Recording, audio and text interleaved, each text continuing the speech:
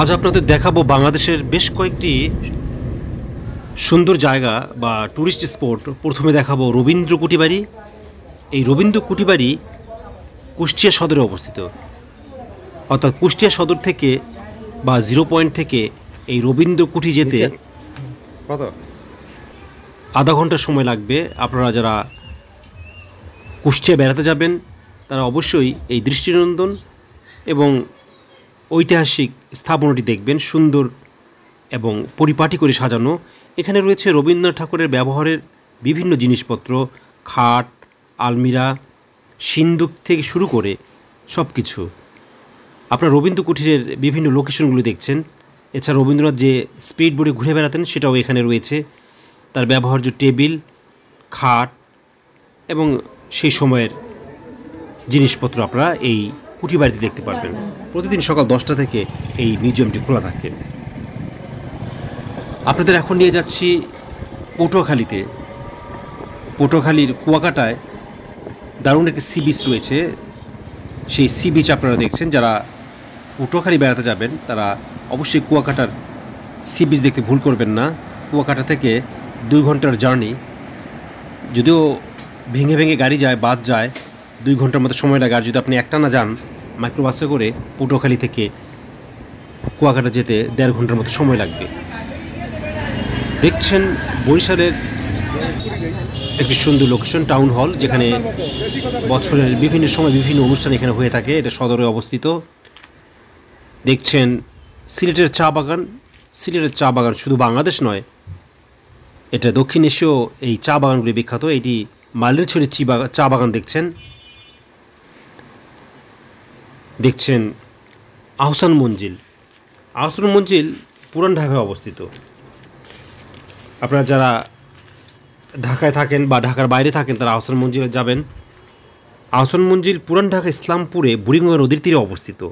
আহসান মঞ্জিলের সাথে জড়িয়ে রয়েছে ঢাকার 100 বছরের পুরনো ইতিহাস। ঢাকার পুরনো স্থাপনাগুলোর মধ্যে অন্যতম শ্রেষ্ঠ স্থাপত্য হিসেবে বিবেচনা করা হয় আহসান মঞ্জিলকে। নবাব পরিবার বহুল স্মৃতি বিজড়িত এই প্রাসাদটি বর্তমানে জাদুঘর হিসেবে পরিচালিত হচ্ছে। আপনারা এখন দেখছেন লালবাগ কেল্লা। লালবাগ কেল্লাও পুরান ঢাকা অবস্থিত। লালবাগ কেল্লা ঢাকার পশ্চিমাঞ্চলে বুড়িগঙ্গা নদীর তীরে অবস্থিত একটি অসমাপ্ত মুঘল দুর্গ। এটির নির্মাণ কাজ শুরু হয়েছিল 1678 সালে মুঘল সুবেদার মোহাম্মদ আজম শাহ কর্তৃক।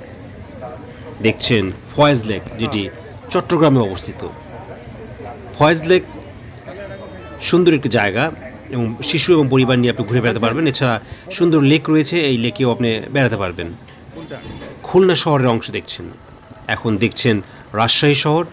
রাজশাহী শহর সুন্দর করে আলোকিত করা হয়েছে বর্তমান যে মেয়র। দেখছেন খুলনা শহরের কিছু অংশ। খুলনা শহর সাজানো গোছানো। এখানে বেড়াতে আসলে অবশ্যই আপনারা ঘুরে দেখবেন। দেখছেন রাজশাহী পদ্মার পার, সরিষা ক্ষেতের বিস্তর সমাহার এখানে রয়েছে। আপনাদের নিয়ে যাচ্ছি ঢাকা আন্তর্জাতিক বিমানবন্দর। এই বিমানবন্দরে প্রতিদিন প্রচুর ফ্লাইট, দেশি এবং বিদেশি বিমান উড্ডয়ন এবং অবতরণ করে থাকে। এবং আপনারা দেখছেন সেটা যে প্রচুর বিমান রানওয়েতে রয়েছে। দেখছেন উত্তরা স্টেশন বা এয়ারপোর্ট স্টেশন প্রতিদিন প্রচুর যাত্রী ওঠানামা করে থাকে বা যেয়ে থাকে। দেখছেন আমাদের বাংলাদেশের মেট্রো রেল, যেটি মানুষের প্রচুর উপকার এসেছে। এই যানজট কমানোর জন্য এই শহরে একটি নতুন বাহন মেট্রো রেল প্রতিদিন হাজার হাজার দর্শক বা দর্শনার্থী পার হয়। দেখছেন বরিশাল লঞ্চ ঘাট, যেটি বড় বড় জাহাজ যেখানে ঢাকা থেকে বা বরিশাল থেকে আসা যাওয়া করে থাকে। আপনারা তেমন একটি জাহাজ দেখছেন। দেখছেন বাংলাদেশের সবচেয়ে বা পৃথিবীর সবচেয়ে দীর্ঘতম সমুদ্র বীচ কক্সবাজার কক্সবাজার সহজেই এখন যাওয়া যায়, যেহেতু রেল লাইন চালু হয়েছে।